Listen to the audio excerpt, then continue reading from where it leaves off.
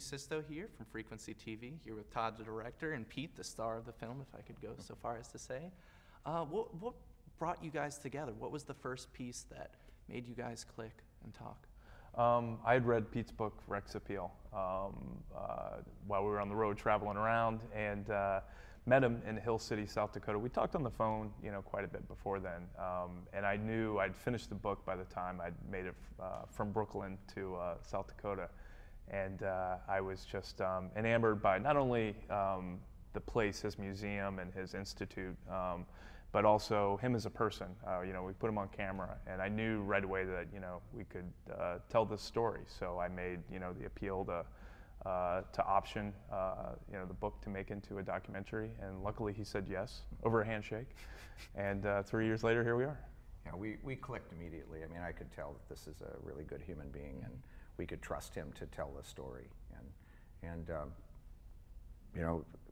he did a fantastic job, just really a fantastic job, and which has been very important, I think, for all the people concerned who've, took part in all of the things that happened. The whole city of Hill City and the people at Black Hills Institute that were so affected by this, and so he did a fantastic job, and we, couldn't have made a better choice. Oh, thanks, Pete. I mean, absolutely, it really shows that there's just such layers to the story. I mean, you start watching it, and you think it's a mystery, almost like a detective story of digging this up, but it really turns out to be this heartbreaking story of these two, I thought of it like Romeo and Juliet, these two things that were meant to be together, but there's just these forces together that are just keeping them apart. Was there a love for dinosaurs in your early days? I know for you early on it had to be there. I mean, you wouldn't be here without that, but was there an interest in anything? Yeah, I think I'm like everyone else. We're taught, I don't think anybody knows what a paleontologist is, when you're young, but we all know what dinosaurs are. And it's just a great, gateway science, they call it, get you into, you start learning about dinosaurs, you start learning about geology and biology and all the ologies of science. So I had that fascination, but it had waned, I didn't follow it as closely as Pete, but now he's really sucked me back into that world, and we're excited to have the film, kind of be a gateway into not only young kids that are interested in it, but also adults, and feel your inner geek. Definitely. Oh yeah, it's strong. What have you been working on lately? What's the latest thing with Black Hills, and what's exciting you lately in the last 5 years?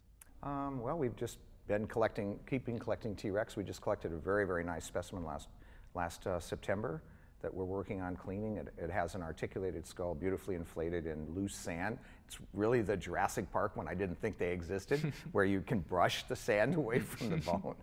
It's not as complete as Sue, but it's about the same size as Sue and maybe as old as Sue. So we're going to learn more about T-Rex from there.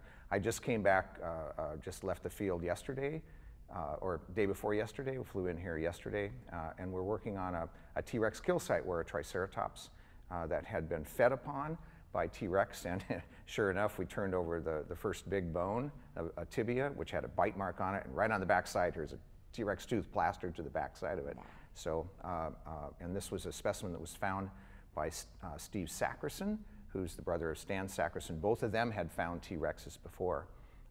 You'll hear more about the one that Steve found after a bit, because we just found out something really special about it. But just, we're just keeping learning about Tyrannosaurus Rex and more about behavior than what we ever thought was possible. Wow.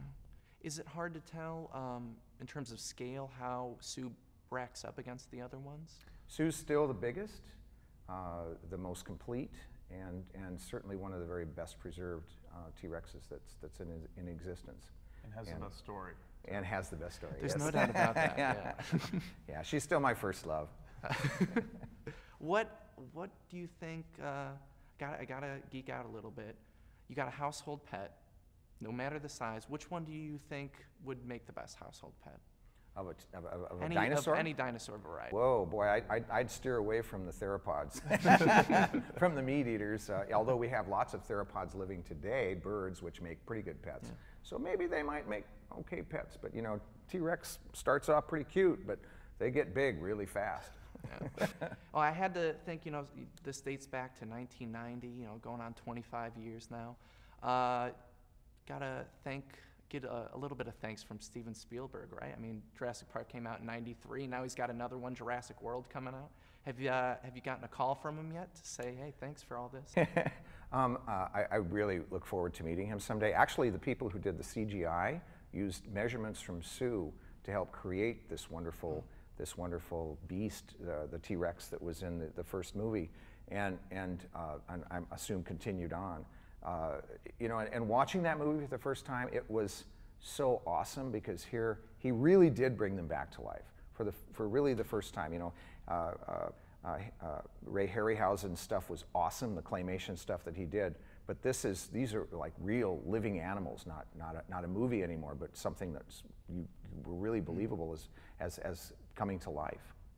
Well, I mean, it was a truly captivating movie, really moving, and I can't thank you guys enough for being here and doing this for us. So wish you all the luck in the world. I know the movie's going to do great. So thank you very much, guys. Thank you so much. It was nice to Appreciate it.